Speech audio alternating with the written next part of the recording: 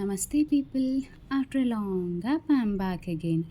ఈరోజు సాటర్డే కదా, మా మమ్మీని ఏదైనా స్పెషల్గా చేయమని అడిగాను. అమ్మ చాలాసేపు ఆలోచించి పుదీనా రైస్ చేసుకుందామా అనింది.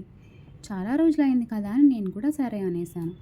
ఇక మ్యాటర్లోకి వస్తే, అమ్మ అలా వంట చేస్తుంటే నేను పక్కనే ఉండి జాగ్రత్తగా వీడియో తీశాను. కానీ అదేంటో వంటలో నా హ్యాండ్ వేయాలి అని అనిపించలేదు. ఏంటో కానీ నాకు ఒకటి అర్థం కాదు ఫ్రెండ్స్. హాస్టల్లో ఉంటే మనమే ఏదైనా కుక్ చేసుకుంటాం.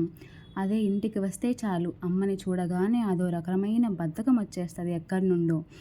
ఇలా నాకేనా, మీకు అలానే అనిపిస్తుందా? చెప్పండి కమెంట్స్లో.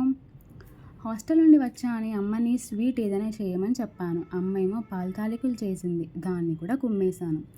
ఇక అలా అమ్మ చేసిన పుదీనా రైస్ అండ్ స్వీట్తో ఈరోజు లంచ్ అండ్ స్వీట్ క్రేవింగ్స్ని అయితే కంప్లీట్ చేసుకుని ఈవినింగ్ ఫ్యామిలీతో మూవీకి వెళ్ళాను. అదే అండి, మహా అవతార్ నరసింహ మూవీకి వెళ్ళాము. మూవీ ఉంది ఫ్రెండ్స్, అసలు మా ఆటలో చెప్పలేను, అంత బాగుంది. రీసెంట్ టైమ్స్లో నేను చూసిన ది బెస్ట్ మూవీ ఇదే అని చెప్పచ్చు. మీకేమనిపించిందో చెప్పండి. మాత్రమే దాస్